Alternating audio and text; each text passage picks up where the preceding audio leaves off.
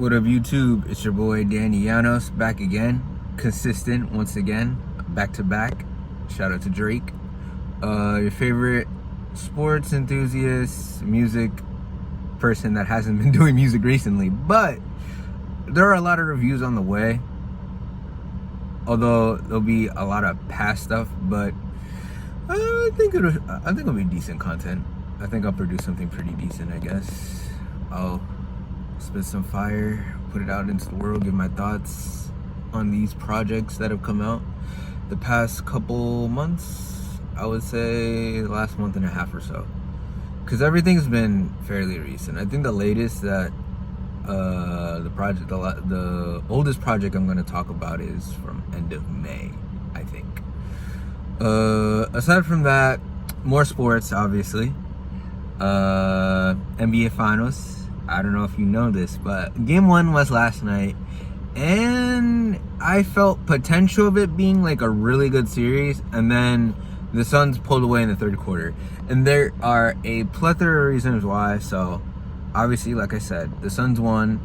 They won 118 to 105 against the Milwaukee Bucks, 13-point game. They're much larger than that. I think at one point they had like a 20-point, maybe even a 22, 21-point lead. The Bucks made a run, cut it to 7 after that. It's basically all she wrote. And honestly, the problem, although there are some things they could fix, because honestly, the Bucks have shot horrendously from three these entire playoffs, and it's kind of as a person with no stake, as a Milwaukee fan, even though it shouldn't affect me, it is kind of irritating how the amount of threes they take, even though they are so much bigger than the team they are facing.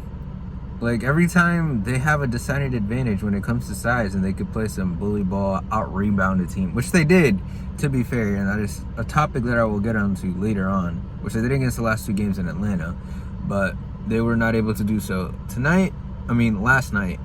And aside from hitting the threes, they weren't aggressive enough. They got beat points in the paint. Although I don't know if you could really attribute that to paint, because a lot of Phoenix's offense, they're a balanced team, and they didn't hit a lot of threes yesterday. They are an aggressive team. They lived on the free throw line last night. I think they went like 25 for 26. Pretty big discrepancy in terms of free throw points. In terms of free throws compared to the Bucks and the Suns. The Suns were the more aggressive team. They also live in the mid-range, and that is a problem for Milwaukee in the way they just like to play defense. They try to do something different, but literally Phoenix gets the switch. Either Paul or D-Book gets the switch after the pick and roll, and like, they abuse the bigs. And I like Brook Lopez and I like Bobby Portis, and they were good defensively in the Hawks series in the last two games, but like, they got cooked. They cannot hang with them. It is a recipe for disaster if they continue to play defense like this. And don't even get me started with the drop coverage. Drop coverage is like you're daring them to hit a mid-range shot. Dude, I know the rest of the league is layups, dunks, and threes, but it's not for Phoenix.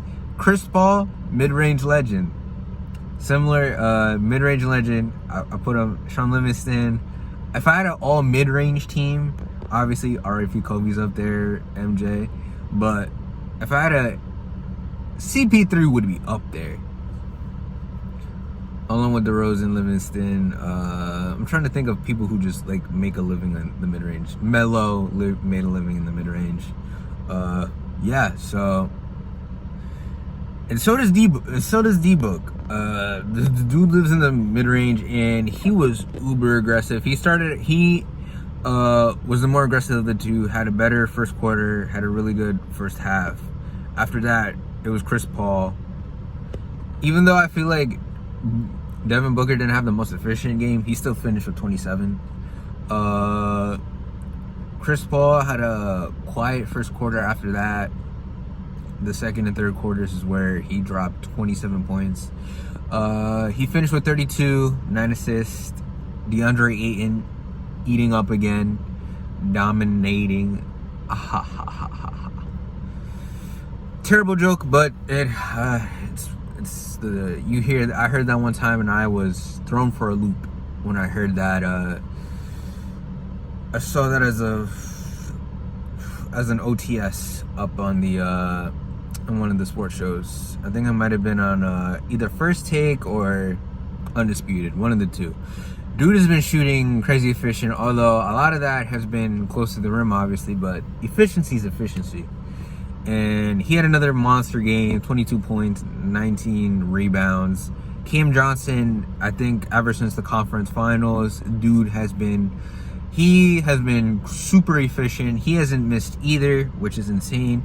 Cameron Payne, sorry about that. Cameron Payne has been solid backup point guard, gives you great minutes.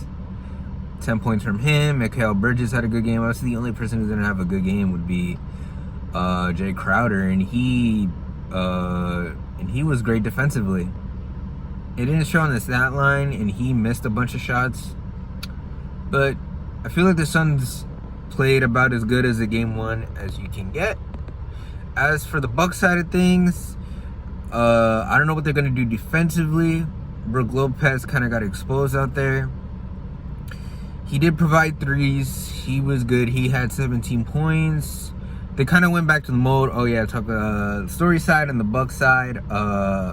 Giannis came back, surprisingly enough. And not only that, I think the most surprising thing about all this is Giannis looked good when he came back. He looked healthy. There was a spring in his step.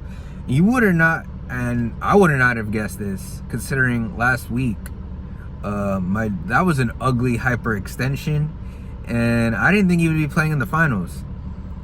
I don't want the narrative to be out there that they played better without Giannis. It might have been better for them to wait. But you got to take the rust off. He's obviously the best player on your team.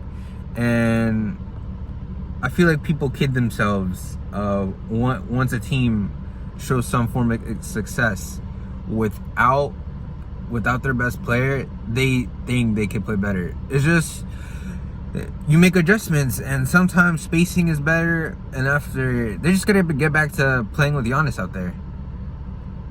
And I would say the only thing aside, even though I said he looked good, I would just would love to see Giannis have more shots. He only had 11 shots. Like, it needs to go back to him where him and Middleton are in the vicinity of each other, where Giannis has like 20 plus shots and then Middleton has 15 to 20, and not the other way where Giannis has super low shot attempts. Because he was still efficient. He had like 20. He also had a double-double, 20 points, 16 rebounds. He did get fouled a lot. I thought he was decent at the foul. For his standards, he was okay. Slightly from his standards, where he's had some troubled times at the free throw line, to say the least. And he does get trolled with the countdown because he takes an OD amount of time to take the free throws. But sometimes it's just bad. You just got to battle the nerves.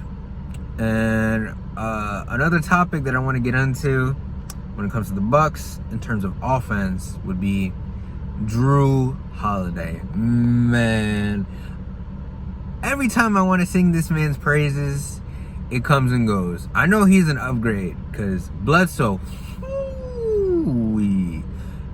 this Bucks team would not be where it's at if Bledsoe was still the point guard of this team. But damn, there are moments where I was like, dude, can you? In Middleton, and Chris has been halfway decent. He was arguably the best Buck that played yesterday. Had a really hot third quarter. Unfortunately, it was Giannis' first game back, and Drew Holiday did not have it last night. He was 4 for 14, 0 for 4 from 3. Although he had a pretty cool stat line, almost had a triple-double. I mean, like, I don't understand when those three play together during these playoffs. Only 2 out of the 3 of them play well. I have not seen for one playoff for like one playoff game where all three of them had like a really good game.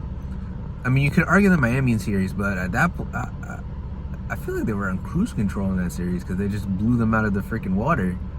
And there weren't any crazy stat lines. All of them just were like cooling with 20 points each. If they can get production out of their big three compared to the Suns' big three, I feel like they'll be good offensively. It comes down to whether or not Bud wants to make adjustments defensively, and Giannis just getting more shot attempts. I think we're in for a great series. At least I hope so. As for what I think will happen in game 2, I expect a close game. I really do. I expect a better game from Giannis. I have no idea for Drew Holiday, man. I cannot. It's a roll of the dice with him. Same with Middleton. I have slightly more faith in him because I'm kind of a Chris Middleton guy. He is Mr. 50, 40, 90, kind of the past 2 to 3 seasons, almost. Not the flashiest, but he has a pretty cool jumper, if I do say so myself. That is all the time I have for today, guys. I expect a closer game 2. I expect Giannis to have a better game and the rest to be off. I can't really give a score right now. If I had to pick a guess, I don't know, there might be no defense in this series, but I'm gonna go Bucks 115, Phoenix 110. Series being tied up 1 game apiece. That is all the time I have for today, guys. Thank you so much for watching. Please drop a like, please drop a comment, please subscribe to the channel. I would greatly appreciate it. Catch you guys on the flip side, and have a great day, guys. Peace.